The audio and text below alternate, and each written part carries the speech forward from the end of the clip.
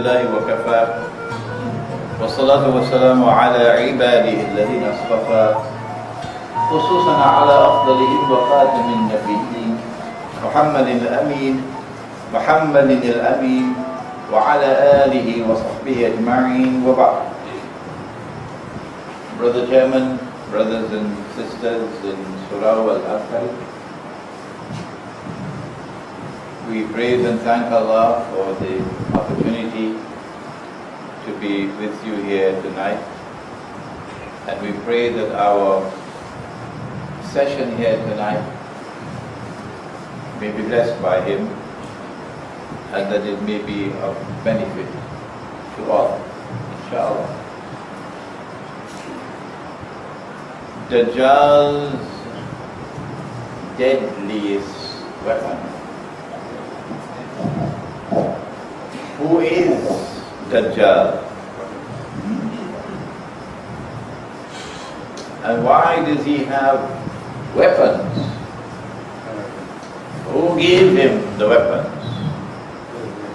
And what is he using the weapons for?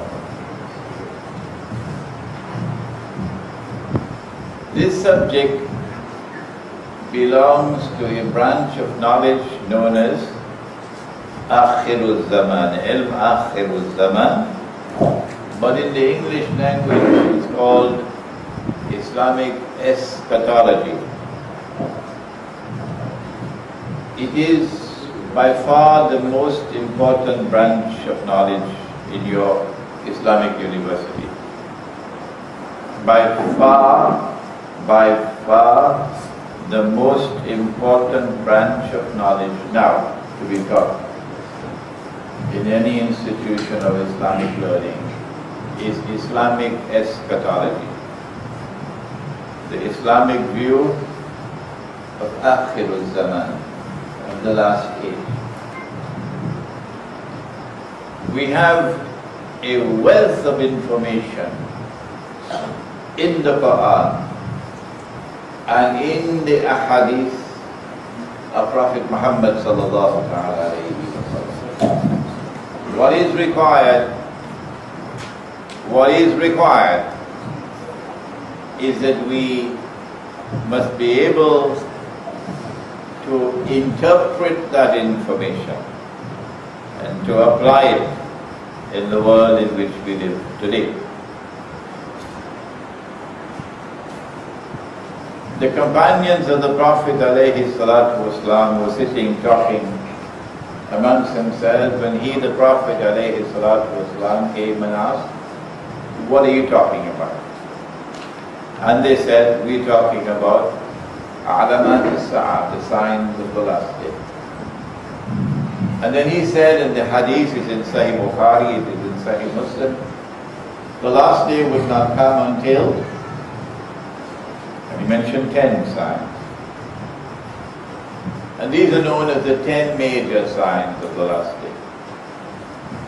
In addition to these 10, there are many others. Women would be dressed and yet be naked. Women would dress like men. So the night wants to become day. Men would dress like women. So your baby boys are going to grow up behaving like girls. Go ahead eating all those hormones and so on, see what will happen. There are many other signs than these 10. The 10 are, and by now you should have memorized them, but I don't have the time to test you. Number 1, and these signs have not been given in the order in which they will occur. So we're giving them to you randomly. Number 1, Dajjal, Al-Masih al-Dajjal. Number 2, Gog and Magog, Ya'juj and Ma'juj. And incidentally, there's scarcely any proper literature on the subject. written in the modern age. It is not uncharitable on my part to say, because I have attended 5 universities and I am now knocking on the door of 70 years of age, so there are some liberties I can take. It is not uncharitable for me to say that most of the literature that you find written in the modern age on these subjects is worthy of being sent on a one-way ticket to Disneyland.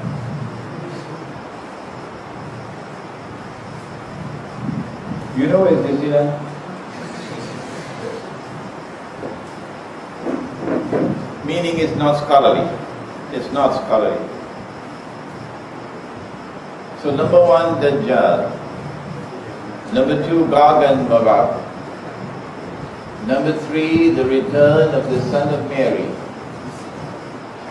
Perhaps if you turn off this fan, we might get less static here. Number 3, the return of the Son of Mary. Number 4, Dukhan, smoke, which I am of the opinion should be visible, I think, 20-25 years from now. But of course, I can be mistaken. But when you see that smoke up there, you know most of mankind will not survive. There will be a few people left on the earth. Number 5, Dabbatul Ard. Dabbatul Ard, a creature, a beast of the earth, or the land. Number 6, that the sun will rise from the west. Number 7, 8 and 9, 3, Khusuf, plural of Khas, a shaking of the earth, movement of the earth, accompanied by a sinking. So an earthquake with sinking. 1 in the east, 1 in the west, and the third one in not Tamansuri, UK. The third one in Arabia. And number 10, you know that the house sank down in Tamansuri, UK? It was Ramadan. You know what? The whole house was down. And number 10, that the fire will come out of Yemen and drive people to their place of assembly. These are the 10 major signs of the last day. Among these, one of the most important is Dajjal. Dajjal is a creation of Allah subhanahu wa ta'ala, who will one day appear in the form of a human being. I'm choosing my words very carefully. He has to appear in the form of a human being because he has been created and given a mission to impersonate the true Messiah. And since the true Messiah is a human being, the only way that Dajjal can impersonate the Messiah is if he appears as a human being. The true Messiah is the son of Mary, Nabi Isa alayhi salam. And Allah made a promise to Banu Israel that when that Messiah comes, he would rule over from the throne of Nabi Dawood alayhi salam. And so the golden age of Nabi Sulaiman alayhi salam, when the state of Israel ruled over, when the state of Israel was the ruling state of the world. What's the definition of a ruling state? You must be familiar with that by now. A ruling state is one whose rule cannot be rivaled or challenged. That's a ruling state. You don't have to rule every single square inch of KLCC. No. Once you have a rule in the world which cannot be challenged, cannot be rivaled. This was the kind of state that Sulaiman alayhi salam ruled over, the holy state of Israel. And that was the golden age, Zaman Mas. Zamannas. And when the Messiah comes, that golden age will come back one more time. But when Allah sent the Messiah, they rejected him. Some of them believed in him. Why did they reject him? Because they said, وَنَعُوذُ بِاللَّهِ مِنْ هَذَا. He's a bastard. Because his mother was not married when she gave birth. And a bastard cannot be the Messiah. And then he could not have been the Messiah because he's dead. Before our very eyes we saw him die on the cross, crucified. He never ruled over. So now it is beyond the shadow of a doubt. He could not have been the Messiah. What they did not know, and what no one knew, not even the government of Malaysia, no one knew, was that no, he did not die. No, he was not crucified. But Allah made it appear like that. What happened? I hope we can discuss that in a lecture to be scheduled on an Islamic view of the return of Jesus alayhi salam. I hope we can do that, inshallah. So we can take up that subject in detail. But Allah raised him. So he never experienced something called maut.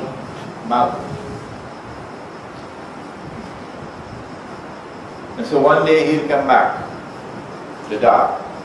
Because kullu nafsin dha'iqatul maut, every soul must taste death. But they didn't know that. So they're waiting for the Messiah to come. I lived for 10 years in New York. You can't be in New York and not know that. That the Jews are waiting for the Messiah to come. So Allah created this being. And Allah programmed this being to impersonate the Messiah. And gave to him Dajjal, gave to him powers of deception. He can deceive you. In anything connected with him, appearance and reality are opposite from each other. His mission is to rule the world.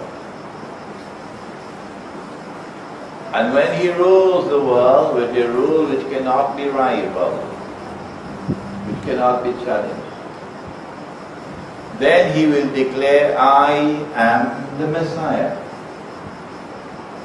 And then he can rub his hands and say, mission accomplished. But that's a tall order to rule the whole world. How are you going to do that? You must come with a very, very, very good strategy if you are to rule the world. The Muslims are not going to accept you. No, maybe the part-time Muslims, but not the real Muslims. So how are you going to get them to accept you as the Messiah? Not all the Jews are going to accept you, because there are Jews who are Orthodox Jews. So in order to rule the world, you're going to have to impose a political dictatorship upon all of mankind. Well, I have news for you. That political dictatorship is almost here. You have to have a world government ruling over the whole world. So forget about state sovereignty. When Dajjal says stand up, the government has to stand. And Dajjal says sit down, the government has to sit. You don't have freedom anymore. In 1991, the Security Council of the United Nations had to vote on a resolution permitting the use of force against Iraq, 91. Cuba was a member of the Security Council. Yemen was a member. China, of course, was a permanent member. Malaysia was a member. And when the resolution came for a vote, Malaysia voted in favor. Although every single Muslim in Malaysia opposed it. Every single one opposed it. Nobody supported it. But the government of Malaysia voted in favor. Yemen voted against or abstained. Cuba voted against. China voted against. But the Muslim state voted in favor. Your Prime Minister at that time was Dr. Mahathir. And he explained. He said, if we had not done that, they would have destroyed our economy. That was his explanation. So state sovereignty, that was something for the birds. It no longer exists. You now have world government. And that world government is taking you towards a universal political dictatorship. In order for him to rule the world, you must impose a universal economic dictatorship upon mankind. We are already there. We are already there. But Dajjal is almost at the conclusion of his mission. It will not be long again before the state of Israel. You know, 15 years ago they used to laugh at me and scoff at me when I said to them that they want Israel to rule the world. Imran, what nonsense are you talking? How can few million people, few million Jews in Israel rule the whole world? Huh? Shame on you. They're not laughing anymore now. No. They're swallowing all the laughter they laughed. Israel has to rule the world. And when Israel rules the world, then the Dajjal can appear as the ruler of Israel, ruling the world from Jerusalem and declare, I am the Messiah. We are not going to discuss his political weapon tonight. That is the shirk, which is at the very heart of the political state, the new secular state system of the world. Except to say that there is a hadith in the Musnad of Imam Ahmad,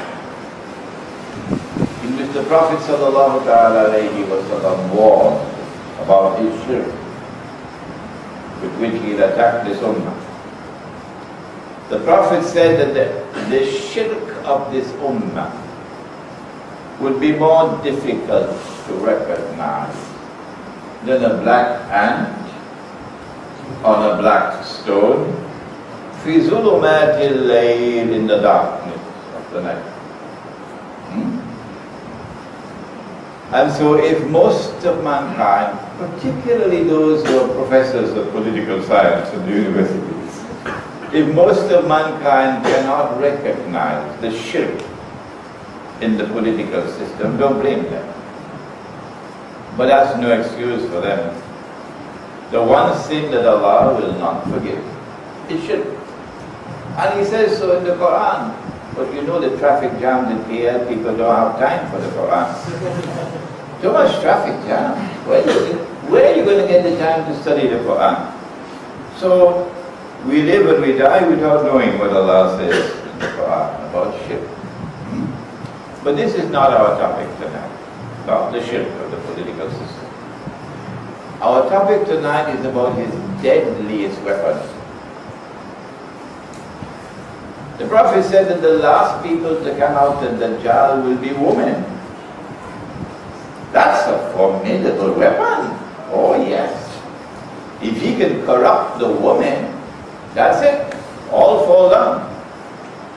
But that's not our topic tonight, the feminist revolution. That's not his deadliest weapon. His deadliest weapon is that with which he enslaves you. And when you enslave, you no longer have your independence, you no longer have your freedom, you no longer have your power to resist him. How does he enslave you? It is with Riba. Do not attempt to study the subject of Riba as a mere economic problem.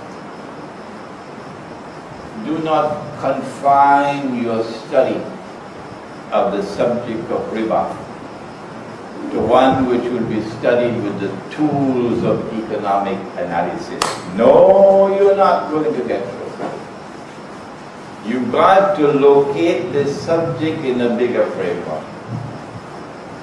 And that is Islamic eschatology, which is what we started with. What is riba? I don't need more than 3-4 minutes to answer that question. That's all I need. 3 or 4 minutes and I can tell you what is riba. I don't need a whole volume like this. Riba is borrowing and lending money on what today is called interest. That's finished, that's it. Allah has prohibited money lending on interest. In any transaction involving an exchange of money, which is of course, you go to the bank and you know what is an exchange of money. Once it is the same money which is being used, the Prophet said it must be equal for equal. You cannot have an unequal exchange of money. That the bank gives me or lends me 1,000 ringgits, and I am obliged to return to the bank 2,000 ringgits, which is a loan and interest, you understand? The Prophet ﷺ has prohibited money lending on interest. He has cursed all four. And if you die with the curse of the Prophet upon you, I can tell you what can happen to you in the grave. If you have not had dinner as yet, I suggest skip dinner tonight because the dinner won't digest. He cursed the one who gives the riba. He cursed the ones who takes the riba. He cursed the ones who record the transaction. And he cursed the two witnesses, and he said they are all equally guilty. And if you die with that sin of riba, what can be the punishment in the grave? No, let me spoil you dinner for you. In Surah Al-Zumar, Allah says, الله يتوفى الأنفس حين موتها والتي لم تمت في منامها فيمسك التي قضى عليها الموت ويرسل الأخرى إلى أجل مسمى. Allah takes the souls when it is a time of maut.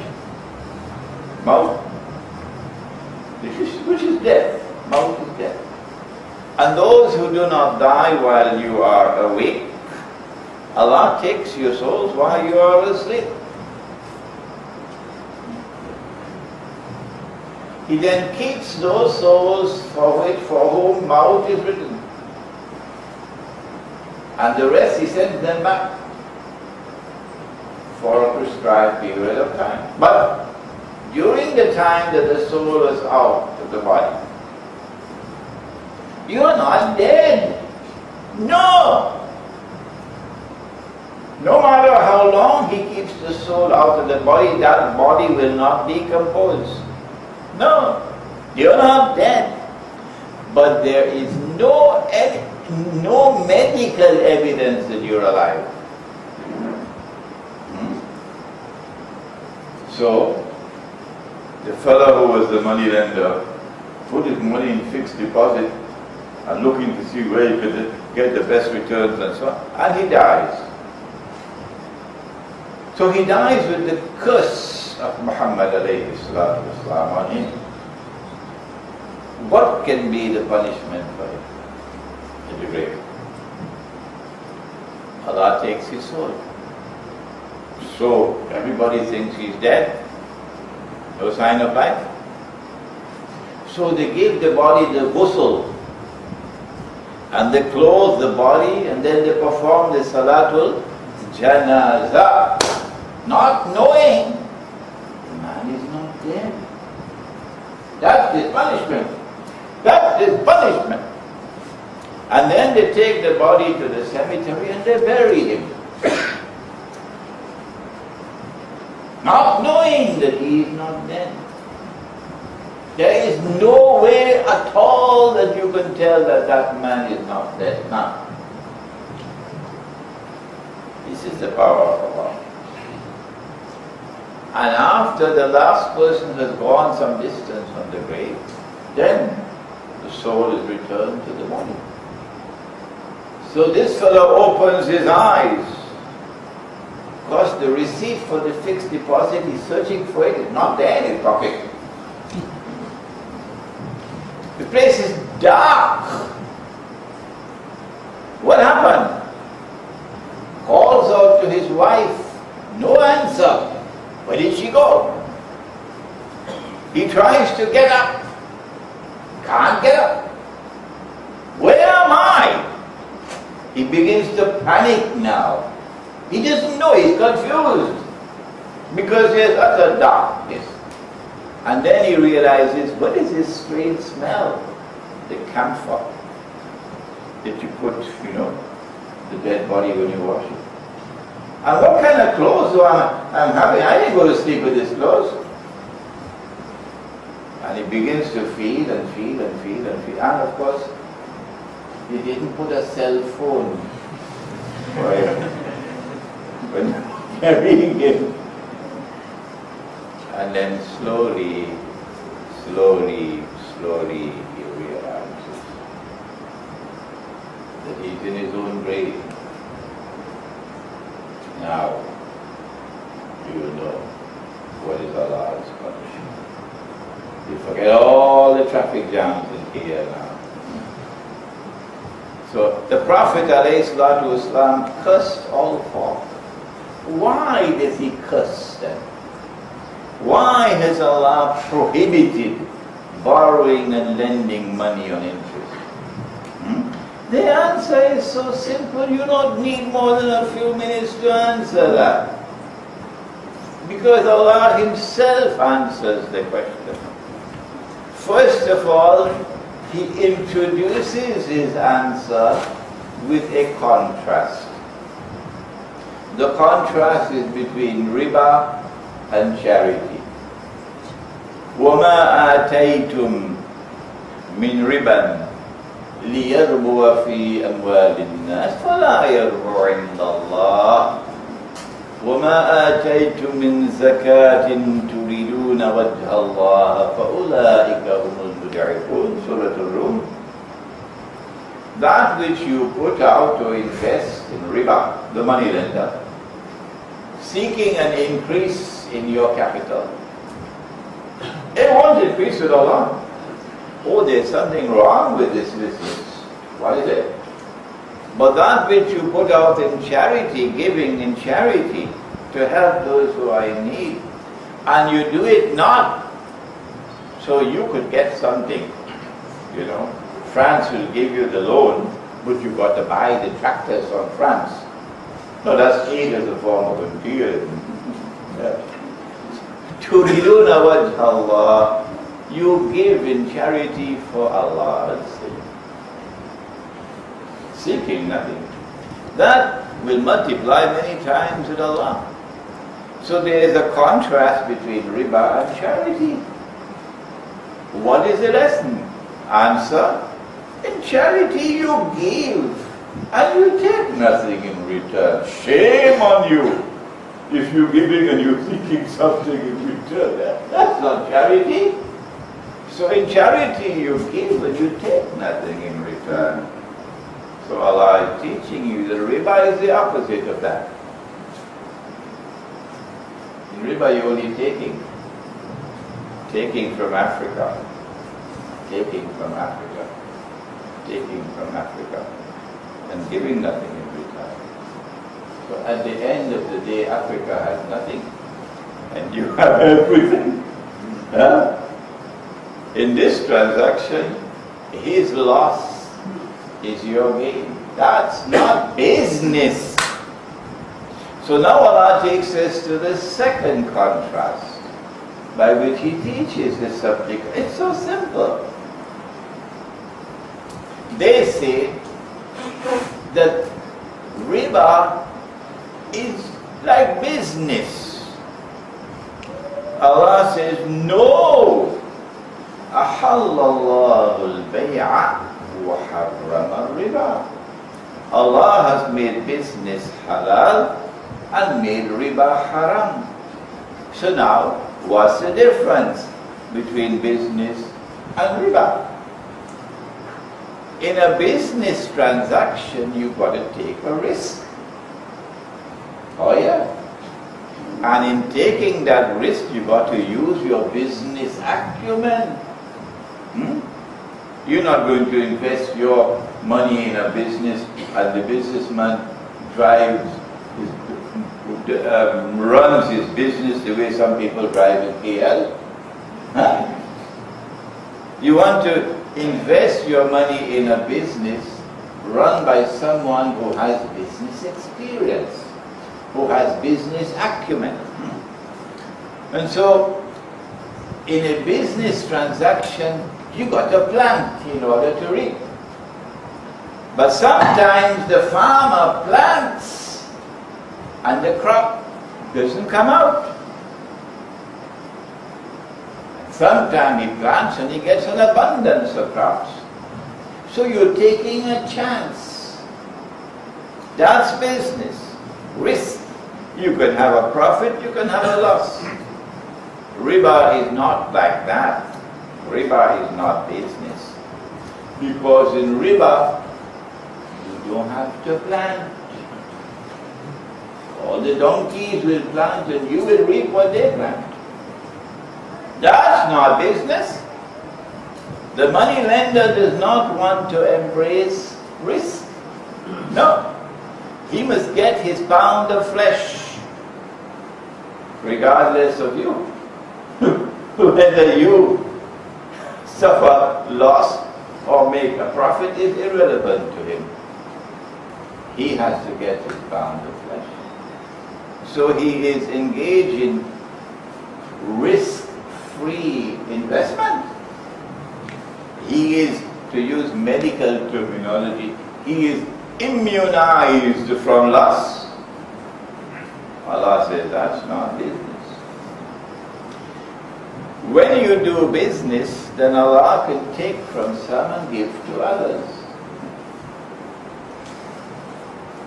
And so wealth will circulate through the economy. One day for you, one day for me. When governments attempt to distribute wealth and to redistribute wealth, they make a mess of it.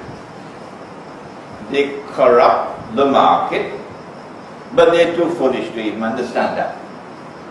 And they corrupt the very people they're trying to help, but they're too foolish to even understand that.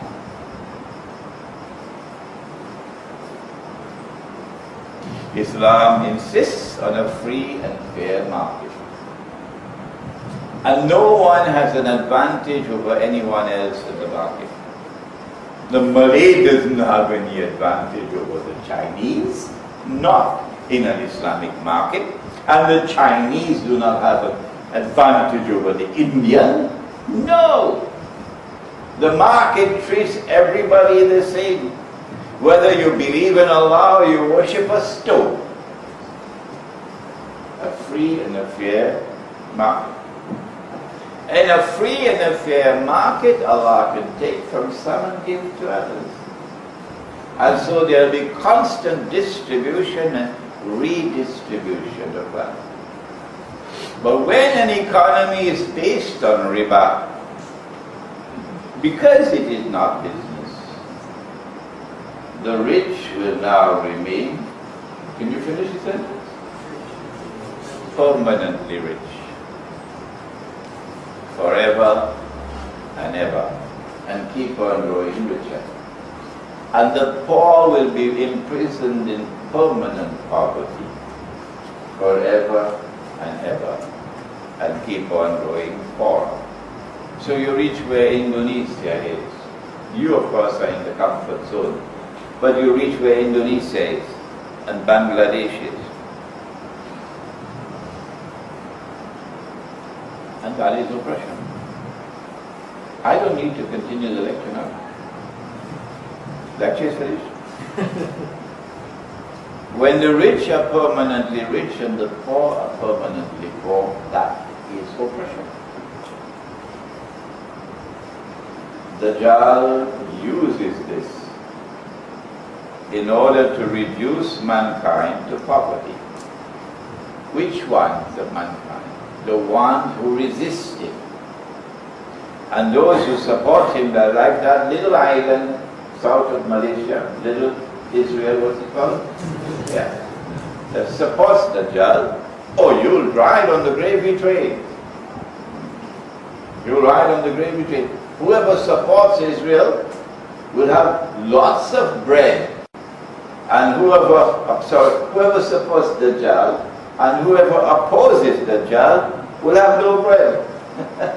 Nabi Muhammad said that 1400 years ago, and it's here today. It's here today. So if you live in an economy in which there's plenty of bread, you better be worried. You better be worried.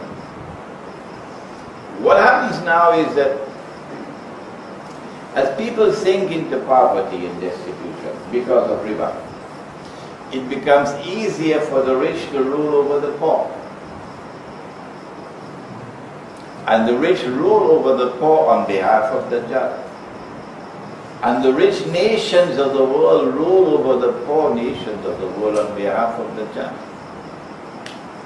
As you sink more and more into poverty and destitution, you lose your freedom. You lose your independence. You lose your power.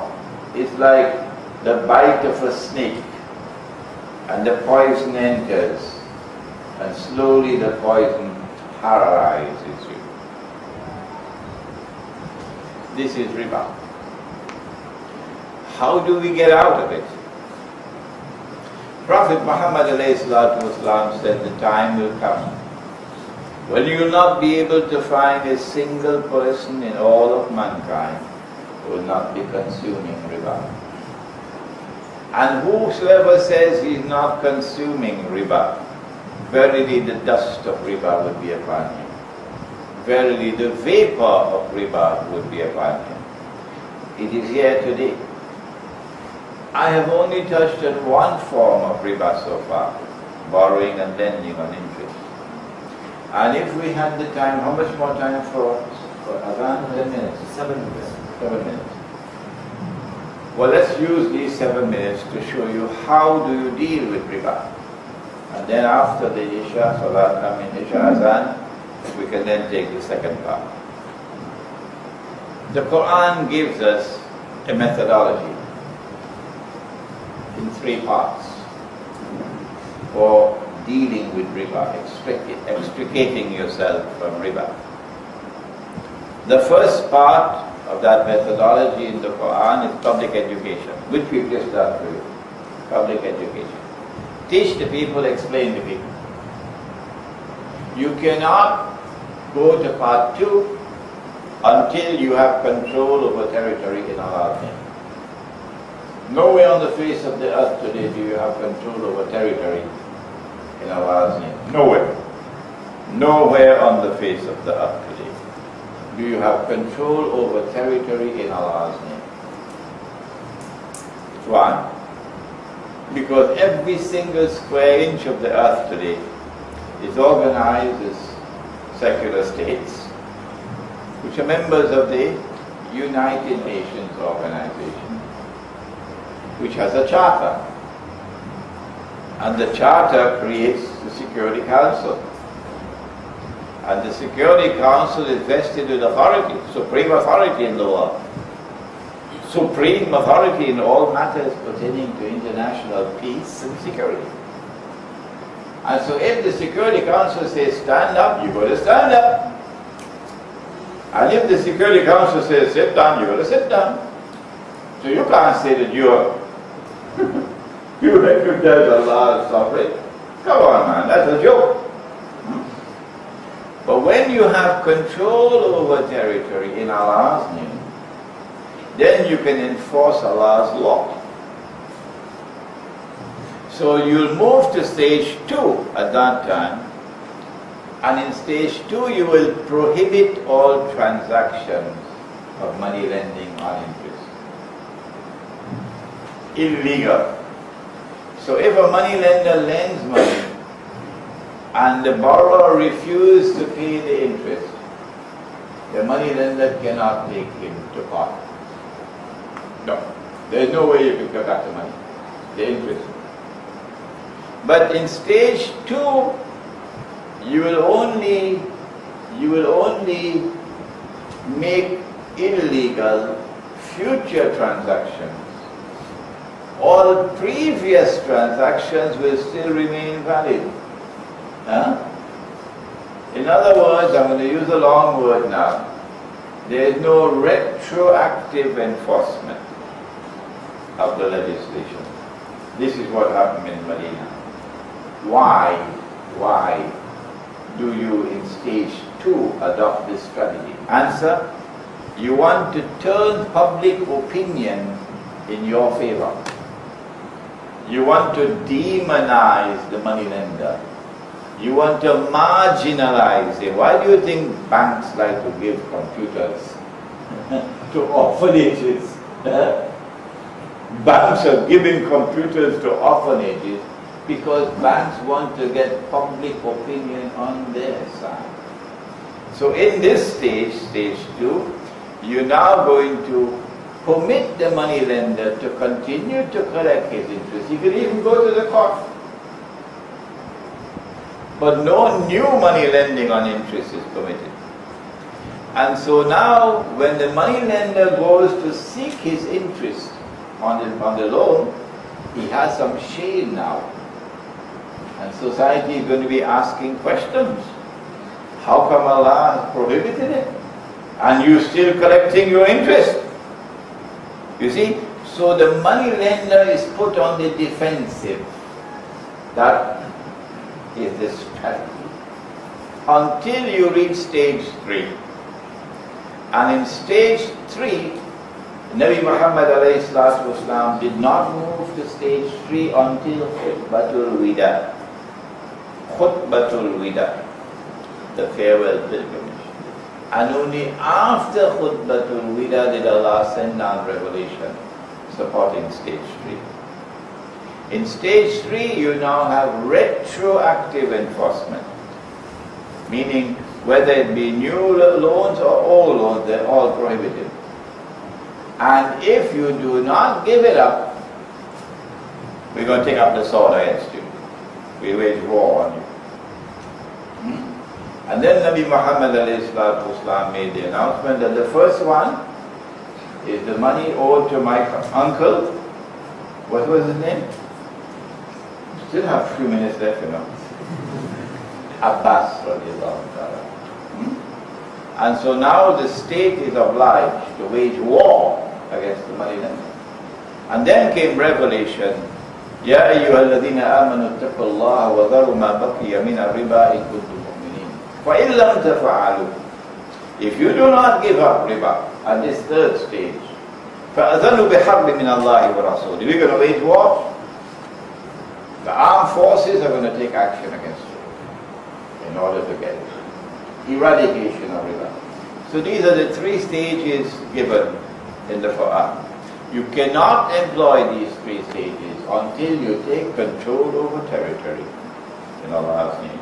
Allah is sovereign over that territory, not the United Nations, not the Security Council, but Allah.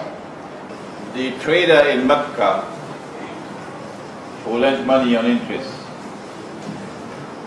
did so in order to increase his wealth. But the Dajjal doesn't lend money on interest merely to increase his wealth. No. He has another, even more sinister objective. I come from the Caribbean island of Trinidad, otherwise known as Brian Lara country, for those who play cricket. And next door to me is Venezuela, you know Hugo Chavez. Next door to me is Colombia. Next door to me is Brazil, and Argentina, South America, and Central America, Nicaragua, Costa Rica. And in Central and South America there were large numbers of Indian tribes, American Indian tribes. They never knew they were Indians. They knew they were Cherokee and they were this named of tribe Arawak and Carib and so on. But suddenly they learned that they were Indians. And then came Europe, which came to colonize them brutally, with a brutality unprecedented in human history. There was no slavery in history to match the slavery of modern Europe. But sometimes it became unpalatable to enslave a people to normal slavery. So the European had to find a way to enslave them and yet not call them slaves. So what the European plantation owners did was to lend money to the American Indians, but lend them knowing that they cannot repay. And when they could not repay, then you force them to work on the plantations to repay. And when they die, then their children have to continue to work in the plantations. This was called the Spanish word latifundia economy. So that the money lender sometimes lends you money, not merely to increase his wealth. He lends you an interest in order to enslave you. Have they been doing that in the world at large? Have you ever heard of a man named John Perkins? Have you ever heard of that remarkable book that he wrote? You're not supposed to write it, you know. You could end up at Guantanamo. The most shining example of Western democracy is Guantanamo. Confessions of an Economic Hitman is a remarkable book.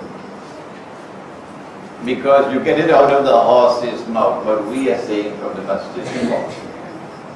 That they went to Indonesia, they went to Panama, they went to Colombia, they went to all of these countries to lend on interest in order to be able to enslave the people. And that's where we are today. How did this happen? After all, the Prophet said about the ulama, he said, Al-ulama'u warathatul anbiya. That the status of the ulama, and we're talking about the real, not the part-time, the real ulama. These are a people who inherit the mission of the prophets. That's their status. So where were the ulama when this was happening? I mean, a lot of time to spend drinking tea, isn't it? Where were they? We've got to make a trip to Egypt now. And notice we have an Egyptian here tonight. Sheikh al-Azhar. His name is Sheikh Muhammad Abdu. Very famous Sheikh. And he went on a trip to Europe at the end of the 19th century. Which Europe? The Europe which emerged after the French Revolution. The French Revolution which had broken the back of the Christian Church, the Roman Catholic Church. Christian Europe had struggled against Riba. Indeed, the best book on Riba ever written was written by an English sheikh. What was his name? Never heard of that famous English sheikh who wrote on Riba? William Shakespeare, of course. William Shakespeare. What is the name of the book? The Merchant of Venice. It's the best book on Riba I've ever read. Famous British Shakespeare. Or you can read a more scholarly work. Shakespeare is nicer to read, but you could read William R.W. Tony, T-A-W-N-Y, and the name of the book is Religion and the Rise of Capitalism. I know when you get some time from the traffic of KL to read, yeah, it's a nice book to read. Religion and the Rise of Capitalism, which tells you the story of how a Europe which was opposed to riba, to usury, was turned upside down to a new Europe which permitted usury or lending on interest. And that which broke the back of the Christian church concerning riba was the French Revolution. And Muhammad Abdu went to Europe after that back of the Christian church had been broken, and the riba-based economy had emerged full-blown in Europe. And secondly, Europe had a political system which was like the Khilafah. Yes, Khilafah recognized Allah's sovereignty, and Europe recognized Allah's sovereignty. Allah is sovereign, and He appointed the church to be His representative, His Khalifa. So the Pope represents Him. It's called the divine right of kings. So Europe had its Khilafat. And this was broken by the French Revolution. And a new conception of state emerges, the secular state. Which declares the sovereignty is no longer up there, it's now down here. Wake up. We are now sovereign, the people. And this is the Europe that Muhammad Abdu went to visit. And when he saw that Europe, Muhammad Abdu, you're not going to believe this one, he returned to Egypt to tell the Egyptian people, I went to Europe and I found Islam, but no Muslims. I went to Europe and I found Islam, but no Muslims. If ever there was a sheikh with eyes with which he could not see, who is Muhammad Abdu? It is such a pity. So when he came back to Egypt, he said, I went to Europe and I found Islam, but no Muslims. And I've come back to Egypt to find Muslims, but no Islam. Yes. And the Egyptian people failed to crucify him. He compounded his error. When the British in Egypt created a marvelous institution called the Egyptian Post Office. And you know how efficient the British are. So you're going to now have an efficient system of mail delivery all over Egypt. But the British said that this must be a public company. The funds to establish the post office and run the post office must come from the people. And the people should recognize the value of this institution. So why don't you invest in the institution? But you and I know that if you invest, it must be on the basis of, if the company makes a profit, you share in the profit. But if the company suffers a loss, you share in the loss. That's business. But no, this one was like a fixed deposit. Because when you invest in the post office, you're going to get a guaranteed fixed return on your investment. A guaranteed fixed return on your investment. Come rain or come sunshine, you're getting it. With a fixed deposit. There is no risk here. It's a risk-free investment. But Sheikh Al-Azhar gave fatwa. Halal. Sheikh Al-Azhar gave fatwa. Halal. And so Al-Azhar University to this day still declares that bank interest is not riba. Why? Because look at the good things that the banks are doing. Putting up all those skyscrapers. Aren't you proud of them?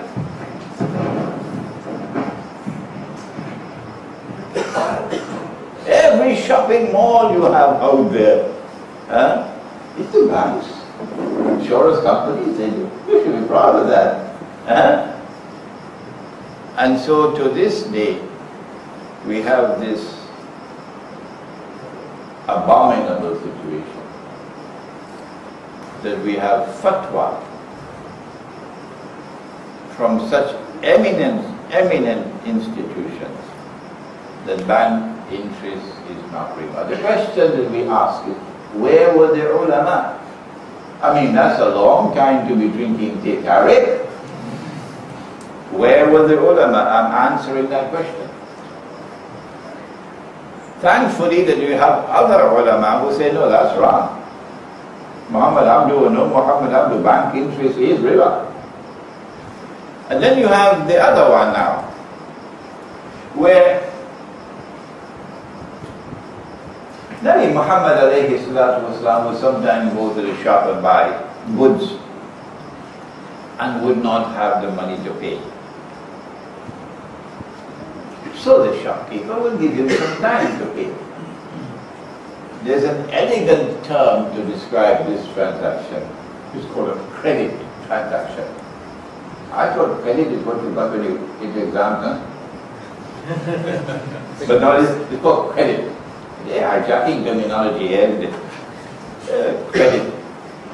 Meaning you have time to pay. Okay? So a credit transaction is halal, permissible in Islam. But did the shopkeeper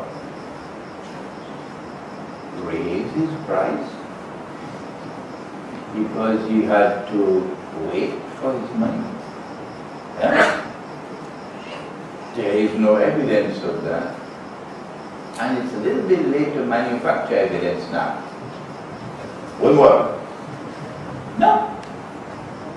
If he had done that, if he had raised his price because he had to wait, W-A-I-T, wait for his money, then money could increase over time.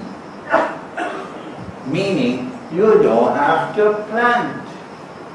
No, you just gotta wait and the money will increase by itself. Aristotle, 3,000 years ago, blasted that. Aristotle was not a Muslim. He says, but money is not like a woman. A woman by herself could multiply. She is one today, she can be two tomorrow because she gave birth to a baby. Money is not like that, says Aristotle. Money cannot increase by itself. And Aristotle was so correct. And so in Islam, cash price and credit price must be the same. I don't need to continue the lecture. Finish. Enough. Finish. Enough.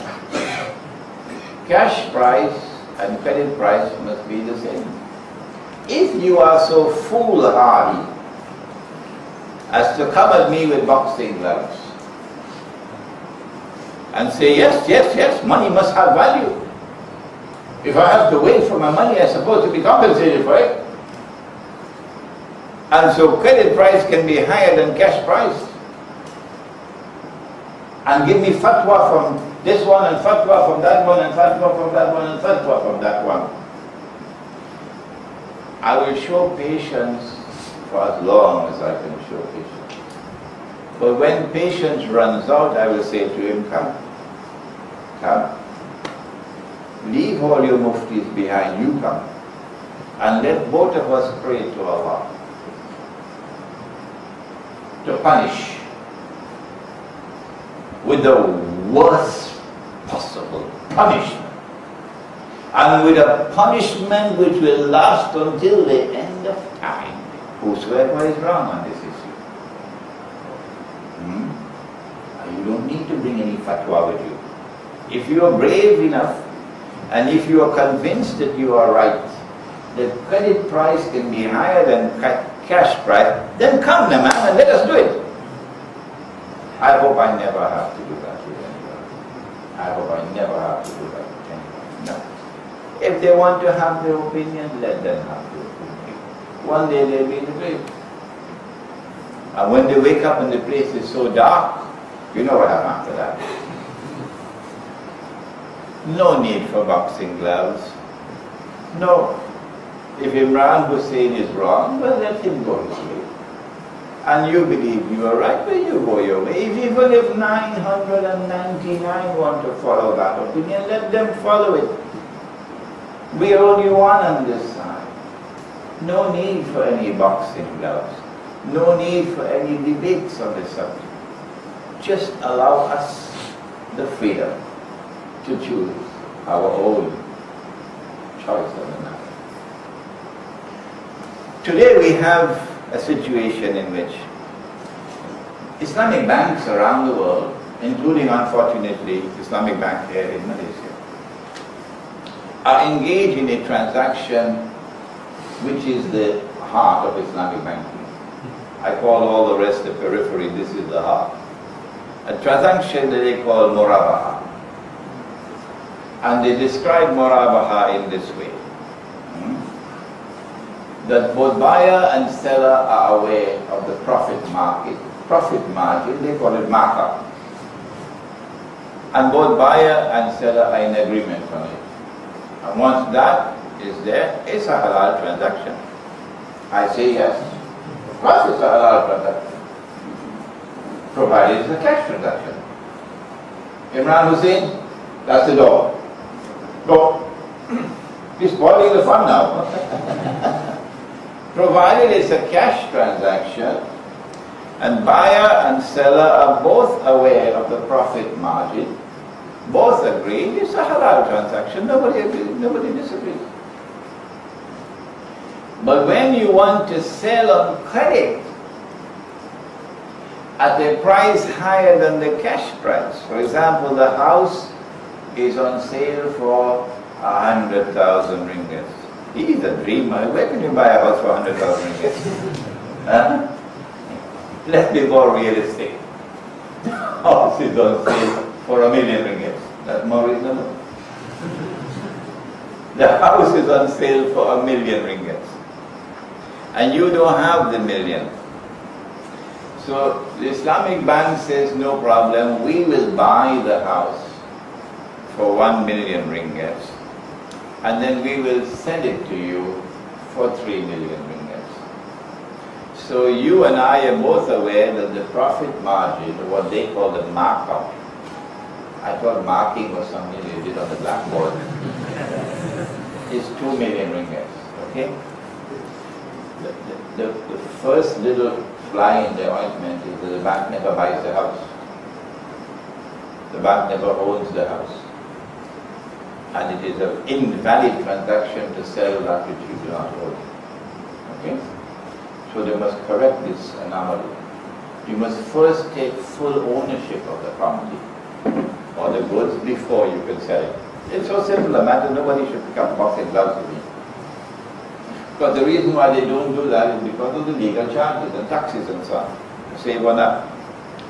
Okay, so putting that aside, an invalid transaction because you're selling that which you do not own. The cash price of the house is 1 million. If I had the 1 million, I could buy it for cash for 1 million. So that's the cash price, that's the market price. Why should I pay 3 million for that which is on sale for 1 million? The answer, the only honest answer, is that because I am given time to pay. He has to wait for his money.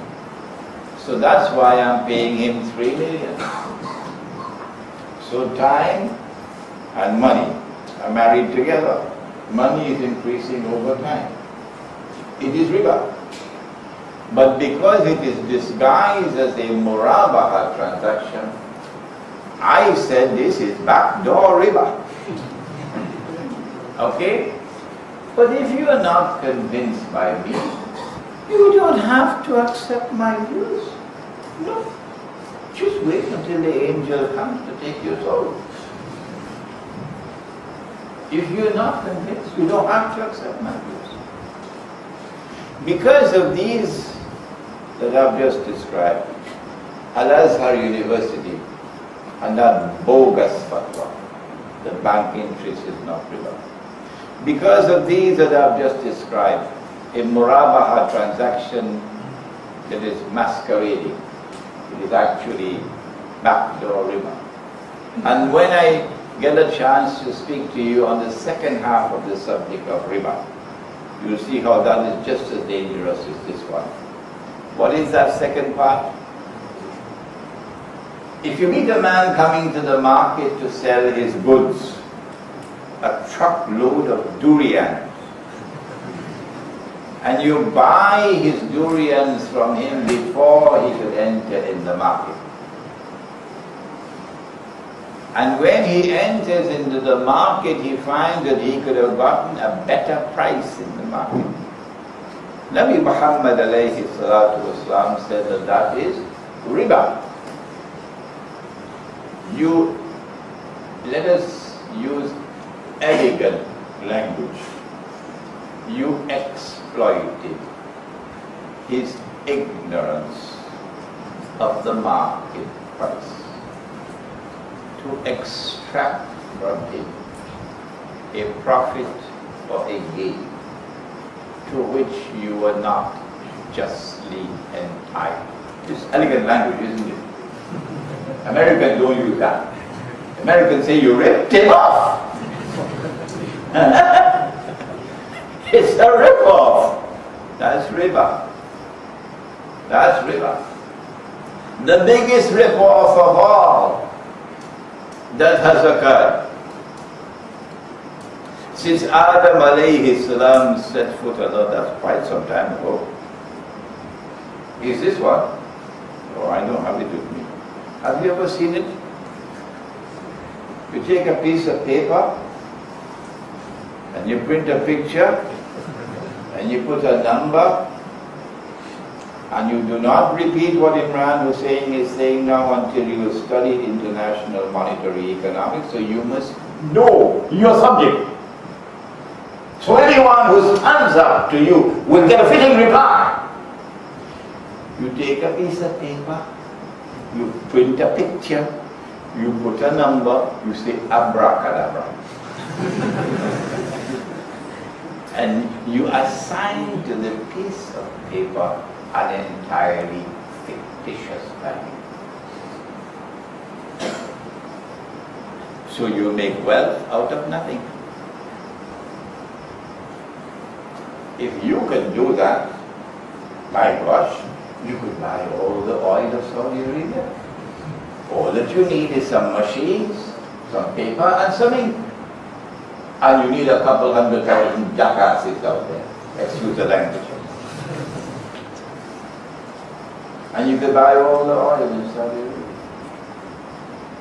And that's what they did. That's what they did. That is the international monetary system that exists today. Don't bother to go back to 1944 and Bretton Woods when they were throwing dust in your eyes. And you didn't see it because you always drinking tea tarik. And there's too much traffic. Just study the Quran. If you had done that, you would have seen that this paper currency is bogus, is fraudulent, is haram. When I said this 15 years ago, they were laughing at me. And when I said that the US dollar has to collapse, it's bound to collapse. And when it collapses, it will bring down all the paper money with it. They thought that I belonged to Disneyland. That's right, that's the kind of response I got 15 years ago. I heard your former Prime Minister say, money has no intrinsic value.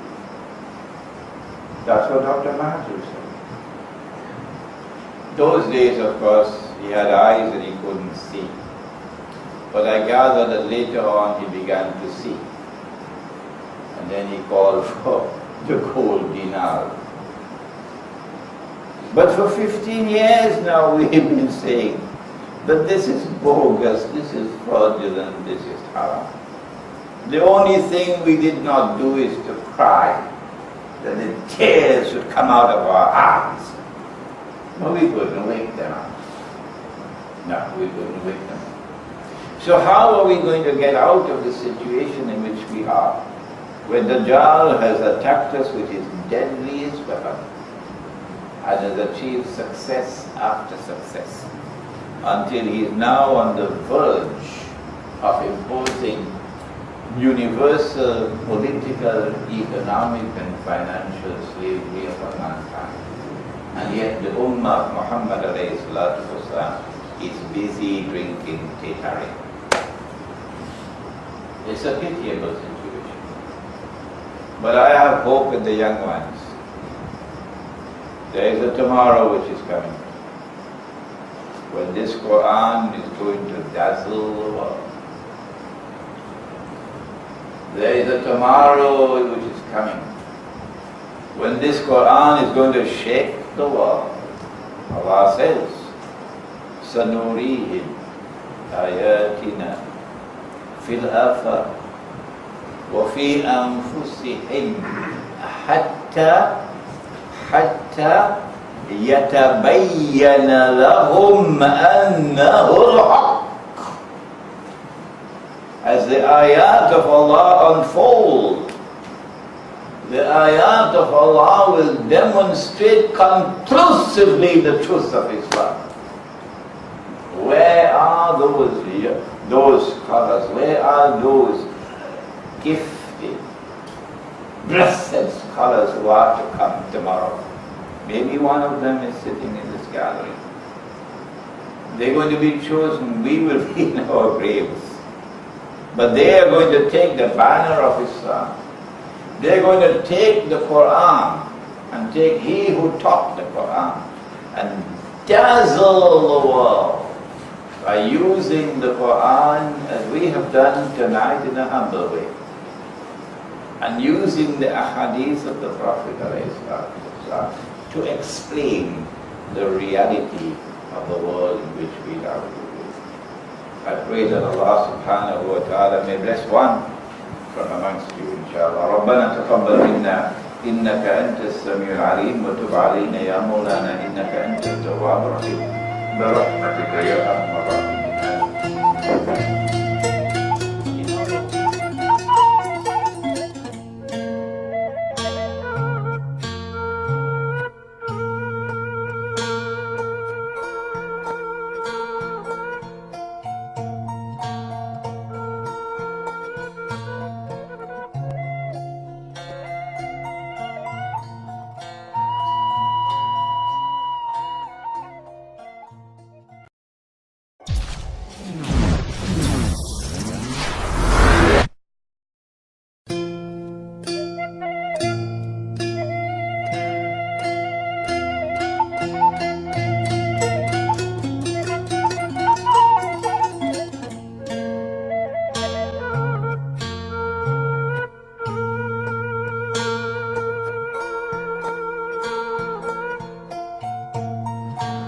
الحمد لله وكفى والصلاة والسلام على عباده الذين اصطفى خصوصا على أفضلهم وخاتم النبيين محمد الأمين وعلى آله وصحبه أجمعين وبعد. Brother Chairman, brothers and sisters in Surah Al-Akhir, we praise and thank Allah for the opportunity to be with you here tonight, and we pray that our session here tonight may be blessed by Him and that it may be of benefit to all, inshallah. Dajjal's deadliest weapon. Who is Dajjal? And why does he have weapons? Who gave him the weapons? And what is he using the weapons for?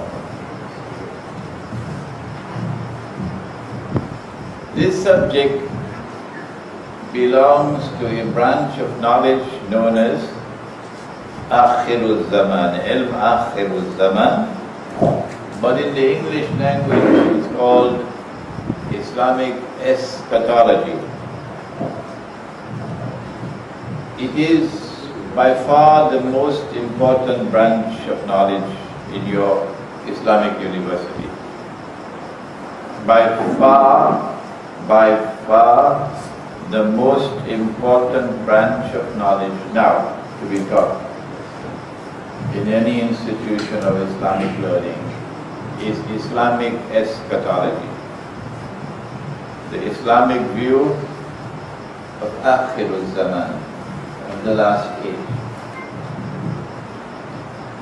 We have a wealth of information in the Quran and in the Ahadith of Prophet Muhammad sallallahu alaihi wasallam.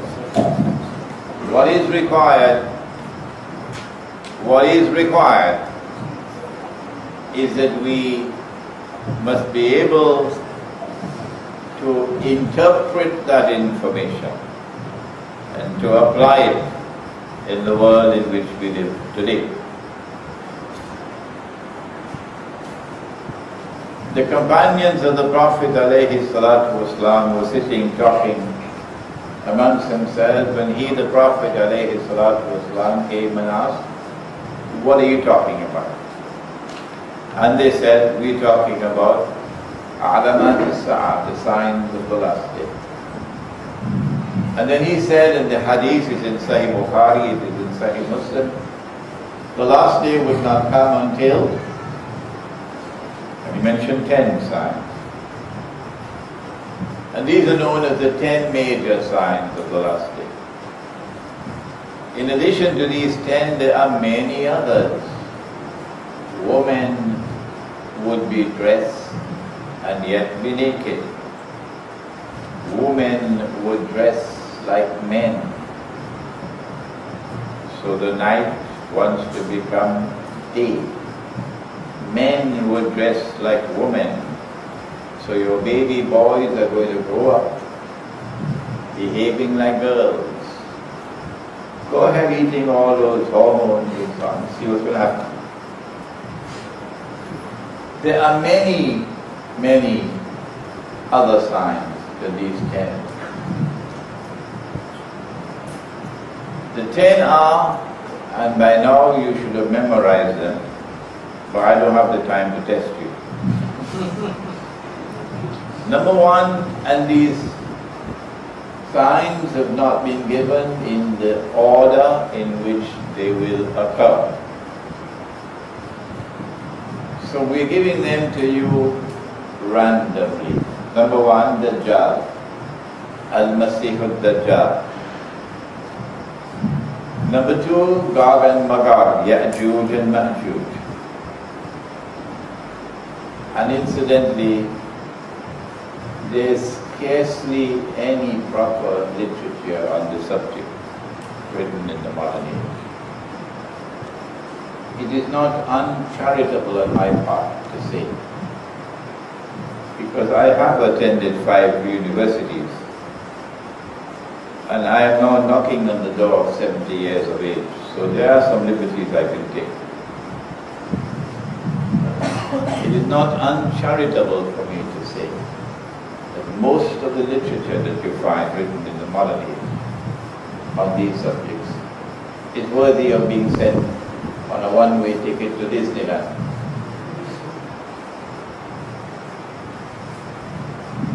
You know where Disneyland? Meaning it's not scholarly. It's not scholarly.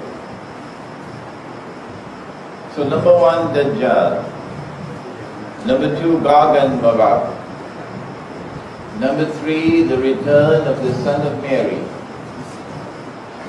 Perhaps if you turn off this fan, we might get less static here.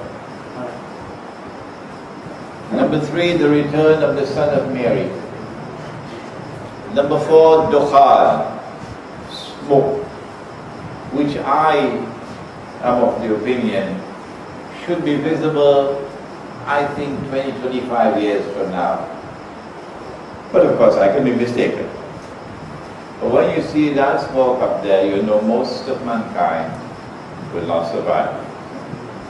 There will be a few people left on the earth. Number 5, Dabbatul Ard. Dabbatul Ard, a creature, beast of the earth, or the land. Number 6, that the sun will rise from the west.